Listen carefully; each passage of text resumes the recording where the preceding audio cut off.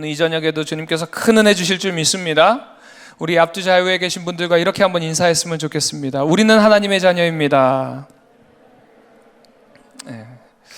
우리는 하나님의 자녀입니다. 우리 오늘 본문 말씀 다시 한 번만 좀 띄워주실까요? 다시 한번 띄워주시면 우리 한 목소리로 다시 한번 합독해서 읽도록 하겠습니다. 함께 했습니다. 시작.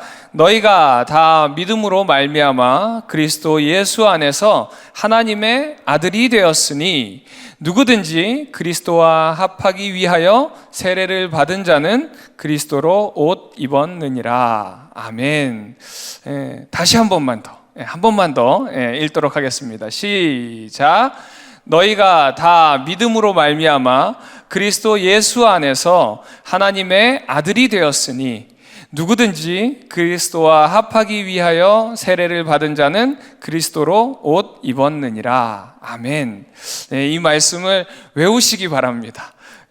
지금 외우자 그러면 시험 될까봐 제가 근데 금요일날 철야 때 이렇게 말씀을 가지고 또 암송하면서 또 말씀을 좀 들으면 더 큰 은혜가 있을 줄 믿습니다.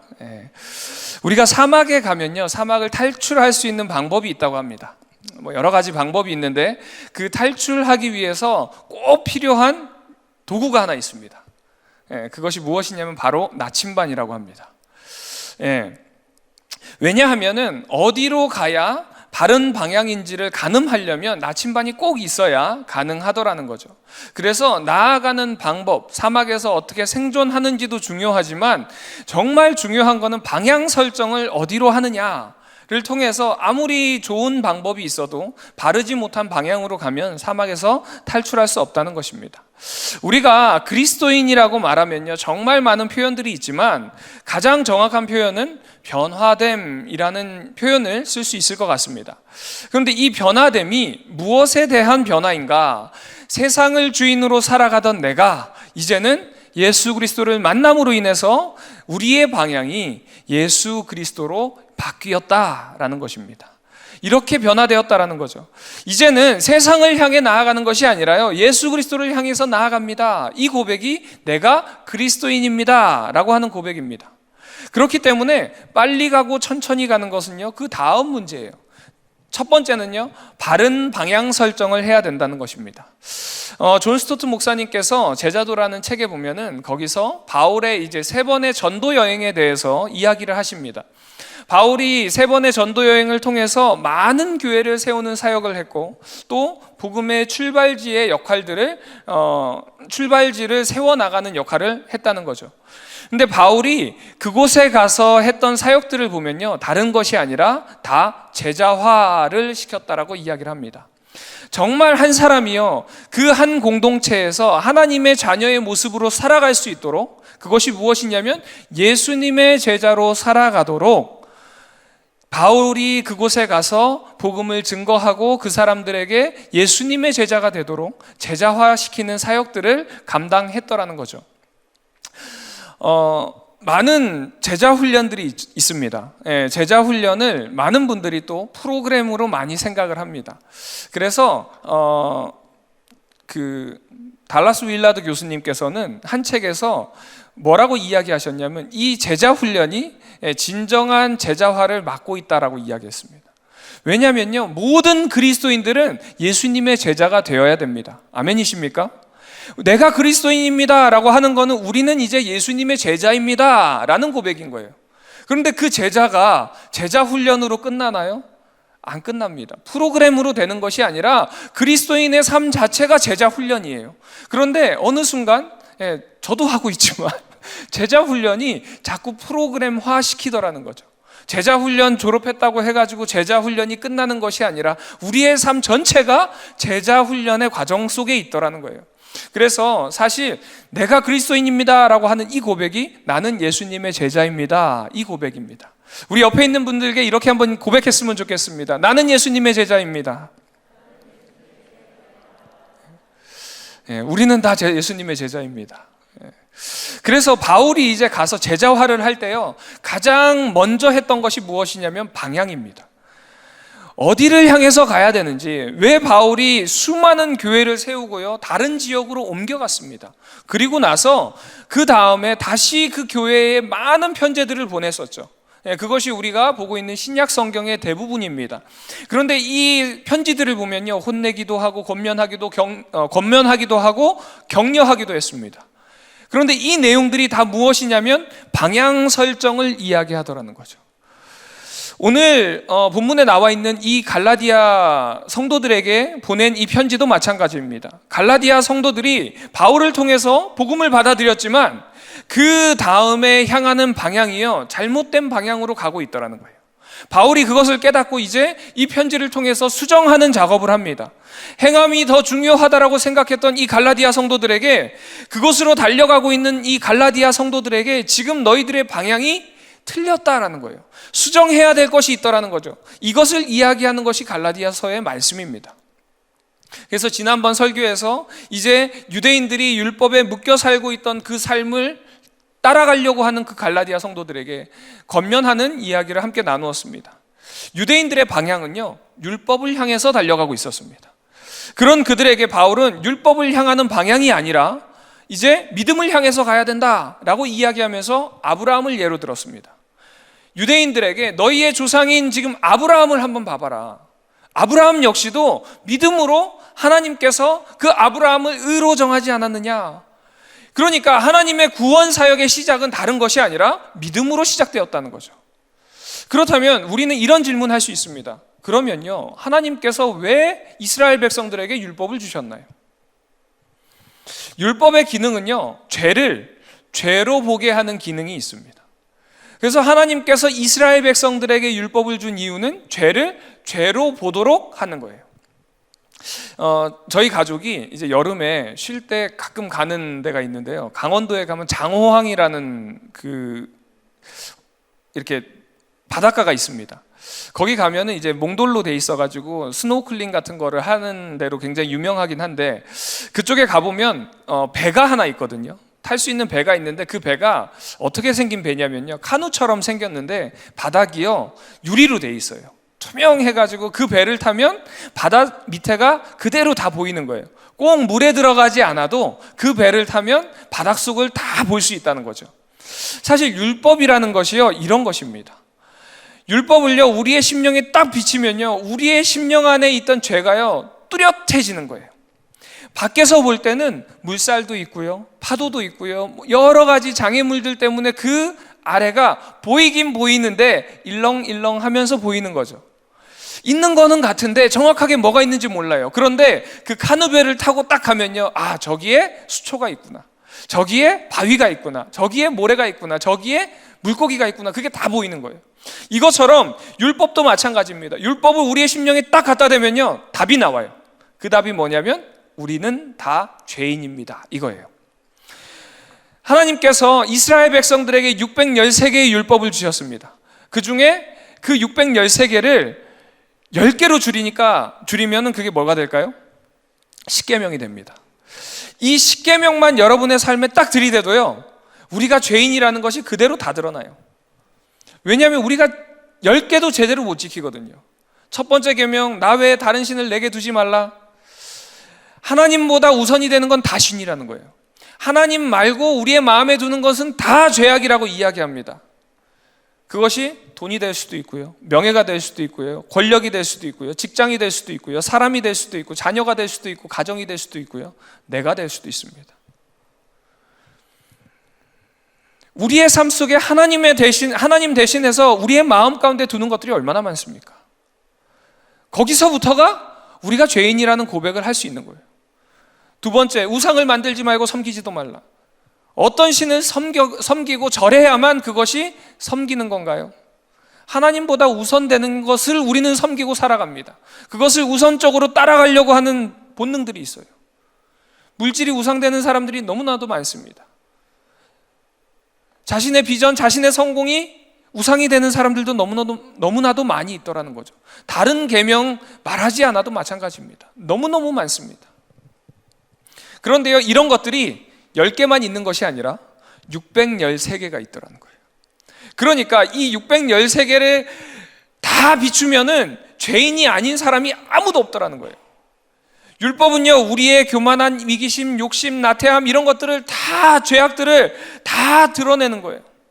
너무나도 적나라하게 드러냅니다. 그래서 갈라디아서에서 바울이 이 율법을 초등교사가 된다라고 이야기합니다. 왜요?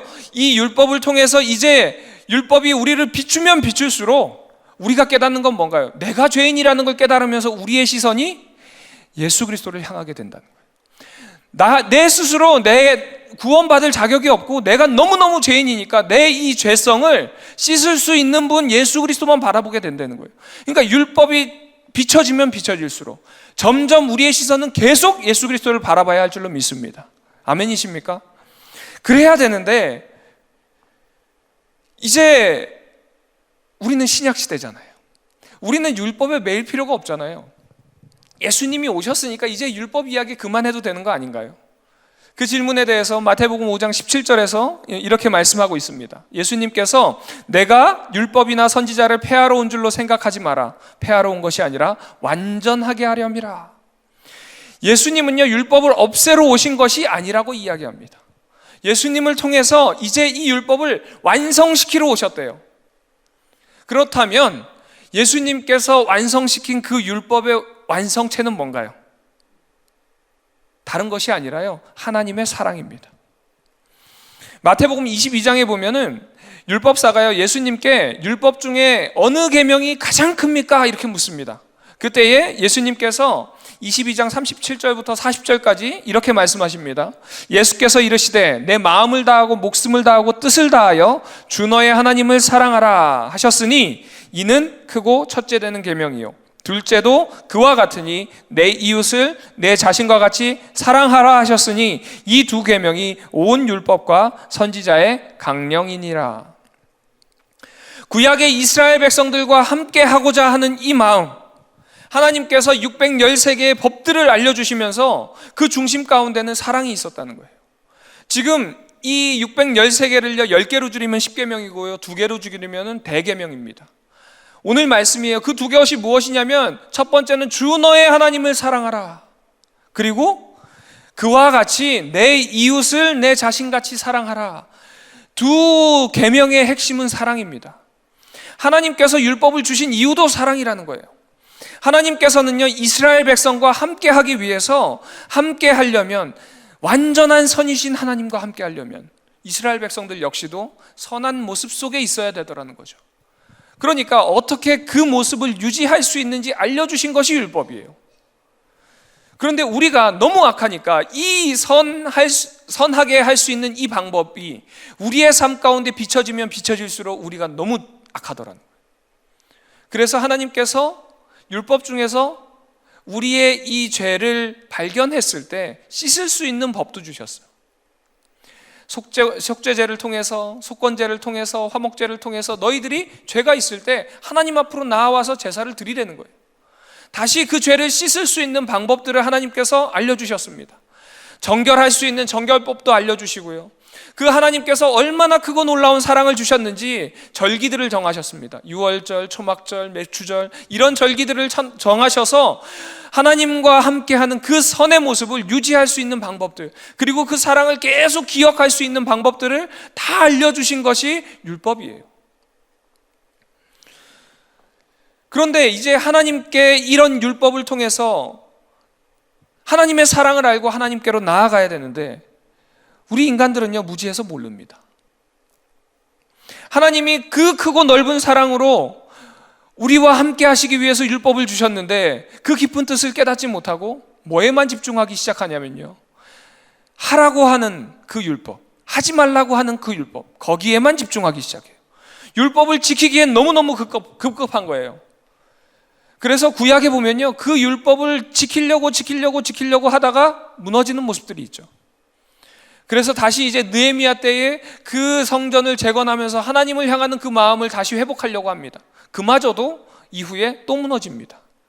그래서 하나님께서 독생자 예수 그리스도를 이 땅 가운데 직접 보내주신 거예요. 예수님께서 이 땅 가운데 오셔서 보이신 것이 하나님께서 얼마나 사랑하시는지를 보여주셨다라는 거예요. 이 땅에서 예수님의 공생의 사역을 통해서 드러내신 거, 하나님이 너희를 이처럼 사랑하사 독생자를 주셨으니 이는 저를 믿는 자마다 멸망치 않고 영생을 얻게 하려 하심이라. 무엇인가요? 예수님을 통해서 하나님의 그 사랑을 전하고자 하는 거예요. 하나님이 세상을 이처럼 사랑하셔서 하나밖에 없는 예수 그리스도를 이 땅 가운데 보내주셨다는 거예요. 그래서요 26절에 우리가 오늘 본문 말씀을 보면 그리스도 예수 안에서 하나님의 아들이 되었으니, 그리스도 예수 안에 있을 때 하나님의 아들이 되었다라고 이야기합니다. 이것이 바로 하나님의 자녀입니다. 그래서 하나님의 자녀가 되기 위해서 필요한 거 다른 거 아니에요. 믿음이 필요하다는 거예요. 예수님을 통해서 보여주신 그 하나님의 사랑을 믿는 믿음이 필요하다라고 이야기합니다. 율법은요 절대로 우리를 변화시킬 수 없습니다. 율법을 지키려고 하면 지키려고 나아갈수록 계속 우리는 좌절돼요. 그러니 예수님 당시의 바리새인들 혹은 유대인들이 이 율법을 가지고 무엇에 사용했냐면 이방인과 본인들을 나누는 정죄의 도구로 사용했어요. 너희들 할례 받지 않았지? 너희들 음식법 안 지키지? 너희들 제사법 안 지키지? 절기도 안 지키지? 정결법도 안 지키지? 그러니까 너희들은 하나님이 택한 백성이 아니에요. 율법을 가지고요 서로 정죄하기 바빴어요. 요한복음 8장 1절에 보면은 예수님께 사람들이 가늠한 여인을 데리고 옵니다. 그리고 서기관들과 바리새인들이 예수님께 이렇게 이야기합니다. 요한복음 8장 4절부터 5절 말씀 보면은 선생이여 이 여자가 간음하다가 현장에서 잡혔나이다. 모세는 율법에 이러한 여자를 돌로 치라 명하였거니와 선생은 어떻게 말하겠나이까? 무엇이 기준이에요? 모세는 율법에 이러한 여인을 돌로 쳐서 죽이라고 했습니다. 모세의 율법이 기준인 거예요.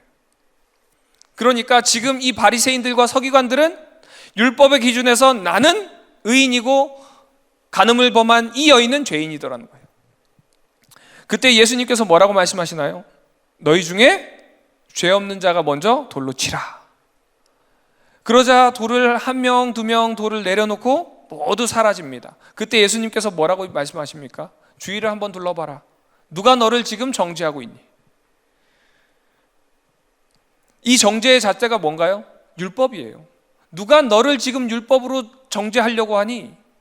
그러면서 율법의 완성이신 예수님께서 이렇게 이야기하시죠. 나도 너를 정죄하지 않는다. 이 말씀을 들은 여인의 마음이 어땠을까요? 죽다 살았어요. 무엇 때문에? 율법에 대해 보니까 나는 죽을 수밖에 없는 여인이었는데 예수님 앞에 서니까 그 죄도 싹 품어주시는 그 사랑 앞에 죄인의 모습이 아니라 이제 살아갈 수 있는 소망이 생긴 거예요. 이것이 예수님께서 완성하신 사랑의 율법입니다. 우리의 삶을요 율법에 비출 때에 좌절되고 낙심되고요 절망되고 죽임당할 수밖에 없어요. 이거 꼭 율법 아니라도 괜찮습니다. 여러분 말씀 보면서 항상 결단하시죠. 설교 들으시면서 항상 결단하시죠. 아 그래 이번 한 주간은 내가 승리하리라. 이번 한 주간은 말씀대로 살리라. 이번 한 주간은 하나님과 동행하리라. 잘 되시던가요? 아니죠. 되신 분도 있지만 한 주는 가능합니다. 두 주가 가능하신가요? 세 주 가능하신가요? 한 달? 1년? 10년? 계속 그 말씀대로 살아갈 수 있나요? 못 가요. 그럼에도 불구하고 우리가 이 자리에 나올 수 있는 이유? 예수님의 사랑 때문이잖아요. 비록 나는 죄인이지만 그럼에도 불구하고 예수님 그 십자가의 그 보혈의 은혜를 공로를 의지하고 내가 이 자리에 나왔습니다. 아멘이십니까? 이거예요. 이 여인만이 그런 것이 아니라 우리 역시도 매일매일 그렇다라는 거예요. 매일매일의 삶이 그렇다라는 거예요. 그리고 이제는 그 은혜에 감사해서 이제는 그 은혜에 감사하면요 이 율법에 얽매여서 끙끙거리면서 살아가는 삶이 아니라 우리의 삶이요 그 사랑 때문에 자동적으로 그렇게 사라지는 거예요. 아멘이십니까? 살려고 몸부림치는 것이 아니라요 그 은혜를 받으면 그렇게 살 수밖에 없어요. 제가 그런 이야기 하거든요. 그리스도인들은 세상 사람들과 동일한 도덕적 기준을 가지고 있을 수가 없습니다. 왜요? 그 은혜를 받으면 받을수록 우리의 도덕적 기준이 세상의 기준이 아니라요 말씀이 되거든요. 그렇기 때문에 그들은 괜찮다라고 이야기하지만 우리가 보기엔 안 괜찮은 거예요. 왜요? 주님께서 그런 사랑을 저에게 주셨거든요. 그러니까 우리는 그 사랑에 반응하는 삶을 살게 되더라는 거예요. 행함이 없는 믿음은 죽은 믿음이라고 이야기하죠. 그러면 행함만 있으면 그것이 믿음이 있다라는 것이 증거가 되나요? 아니요. 믿음이 근원이 되면요, 그 행함은 자동적으로 따라오는 거예요. 그렇다면은 왜 이런 사랑을 부어주셨나요? 그것은 하나님께서 그렇게 사랑하셨기 때문에 그래요. 예수님을 통해서 보여주신 것 하나님의 사랑이에요. 이스라엘 백성들에게 율법을 주신 것 하나님의 사랑이에요. 나와 함께 동행하도록 내가 보여준 그 기적, 이적, 인도 그대로 따라오라는 거예요. 하나님의 사랑입니다. 어느 마을에 잭이라는 사람이 있었다고 합니다. 이 아이가요, 너무 말이 심한 거예요. 심해가지고 항상 참치 샌드위치를 먹으러 가면 2개를 먹었어야 했대요. 왜 그러냐면 말을 더듬으니까 투나 샌드위치, 투나 샌드위치 플리즈 이렇게 하면 되는데 투나 샌드위치 플리즈 해가지고 2개 샌드위치를 항상 먹었대요. 네. 그래서 그 아이가 네, 여기에 빵 터질 줄 몰랐네요. 그 아이가 지나갈 때 마을의 아이들이 항상 놀린 거예요. 말더듬이라고. 매번 놀리니까 이 아이가 항상 주눅 들어서 살아가는 거예요. 그런데 이 아이를 유일하게 다른 시선으로 바라보는 사람이 있었습니다. 누구냐면 부모님이에요. 이 말더듬이 잭에게 계속 이 부모님은 이렇게 이야기하는 거예요. 너는 다른 아이들보다 말은 더듬을지 모르지만 생각하는 속도가 너무 빨라서 말을 더듬는 거야. 그러니까 말 더듬는다고 주눅 들 필요 없어. 너의 생각을 말이 따라오면 너는 굉장히 훌륭한 사람이 될 거야. 계속 이렇게 격려해 주었대요. 그러니까 머리에서 나오는 생각을 네 혀가 미처 못 따라갈 뿐이야. 그러니까 주눅 들지 마. 넌 다른 아이들보다 생각이 훨씬 더 빠른 거야. 그러면서 계속 이렇게 격려했대요. 격려하다 보니까 이 아이가 그 부모님의 격려로 그 장애를 극복하고 지금은 미국의 최고의 달변가이자 세계적인 기업 GE의 CEO가 된 잭 웰치라는 사장님이라고 합니다. 이처럼 우리의 삶은요, 율법이라는 잣대에 대보면 좌절할 수밖에 없어요. 그러나 잭에게 부모님이 끊임없이 응원했던 것처럼 우리는 죄인이지만 그럼에도 믿음으로 주님을 바라보면 주님께서 우리를 계속 응원해 주시는 거예요. 그 응원을 받을 때에 우리는 율법의 패배자가 아니라 믿음의 승리자가 되는 줄로 믿습니다. 그렇기 때문에 우리는 계속 주님을 바라봐야 돼요. 주님을 바라볼 때 어떤 일이 일어나는가? 26절 보세요. 시작에 보면은 너희가, 처음의 시작은 너희가 이렇게 시작을 합니다. 여러 사람들이 있지만 너희들 중에서 믿음으로 그리스도 예수를 바라볼 때 예수 그리스도 안에서 다 하나님의 아들이 되었으니, 너희는 복수입니다. 그런데 하나님의 아들은 단수예요. 똑같은 사랑으로 자녀로 하나님께서 품어주신다는 거예요. 똑같이 우리를 사랑해 주신다는 거예요. 그 사랑이 우리를 주님의 자녀의 모습으로 살아가게 하더라는 거죠. 찬양 중에서 주 사랑이 너를 숨쉬게 해라는 찬양이 있습니다. 이 찬양의 고백을 보면요, 딱 이 사랑을 받은 자의 고백이에요. 이 고백이 이렇습니다. 주님의 그 사랑이 우리를 숨쉬게 하고요, 그 사랑이 세상 끝날까지 우리를 지켜주시고 인도하신다라고 이야기합니다. 내 아픔 아시는 주님이 나의 마음을 만지고요, 위로하신다라고 이야기해요. 그래서 주님만이 나의 능력이고 나의 구원이십니다. 이렇게 고백하고 있습니다. 무엇이요? 주님의 그 사랑이 나를 숨쉬게 하고 나를 살게 하고 나를 힘내게 하고 나를 세상 가운데서 일으켜 세우시고 걸어가게 하더라는 거예요. 그 사랑으로 이제는 죽을 수밖에 없는 우리에게 살아갈 소망이 생긴 거예요. 그래서 예레미야 32장 38절에 이렇게 이야기합니다. 그들은 내 백성이 되고 나는 그들의 하나님이 될 것이며. 그런데 이것이 어떻게 가능하냐면요, 39절에 보면은 내가 그들에게 한 마음과 한 길을 주어서 가능하게 하더라는 거예요. 하나님께서 우리에게 한 마음과 한 길을 주신대요. 그것이 무엇인가요? 예수 그리스도예요. 예수 그리스도의 그 대속의 은혜로 이제는 죄 쓰심 받은 자들이 하나님을 바라볼 때에 한 길이 되고 한 마음이 되어서 모두가 다 하나님의 백성, 하나님의 자녀가 되더라는 거예요. 예수 그리스도를 믿는 그 믿음 안에서 우리 모두가 예수 그리스도의 그 사랑으로 인해 씻김 받은 자 되고 이제 모두가 다 하나님의 자녀입니다. 그래서 오늘 본문 뒤에 28절에 보면요, 너희는 유대인이나 헬라인이나 종이나 자유인이나 남자나 여자나 다 예수 그리스도 안에서 하나이니라. 아멘이십니까? 다 예수 그리스도의 그 사랑 안에서 하나라는 거예요. 이것이 어떤 의미냐면 예수 그리스도를 바라보고 나아가는 우리 남서울 비전교회 성도들만 하나가 아니라요, 이 수지 땅에 있는 모든 그리스도인들만 하나가 아니라요, 한국 땅에 있는 모든 그리스도인들만이 아니라 온 세계에 있는 모든 그리스도인이 예수 그리스도 안에서 하나님의 자녀라는 거예요. 아멘이십니까? 그렇기에 우리가 다른 나라의 그리스도인들을 보면서 함께 공감할 수 있고 그들의 아픔을 함께 공감하는 거예요. 마틴 루터가 뷰텐베르크 성당에 95개의 반박문을 걸기 100년 전부터 존 위클리에 의해서 성경이 이제 영어로 번역되기 시작했습니다. 번역의 움직임이 영국 전역에서 움직이기 시작했어요. 그 당시에 근데 성경을 전하는 것을 막기 위해서요, 카톨릭에서 엄청나게 박해를 했다고 합니다. 그래서 이 성경을 전하는 사람들을 이 카톨릭은 롤라드라는 단어를 썼어요. 롤라드라고 불렀는데 이 롤라드가 무슨 뜻이냐면 독버섯이라는 뜻입니다. 당시 로마 카톨릭은 예수님 당시에 이 바리새인들처럼요, 율법을 이방인들과 자신을 나누는 툴로 사용한 것처럼 말씀을 통해서 말씀을 지키는 수호라는 목적 아래 말씀을 라틴어로만 읽게 하고요, 말씀이 감추어진 진리라고 하면서 본인들만 알고 있었어요.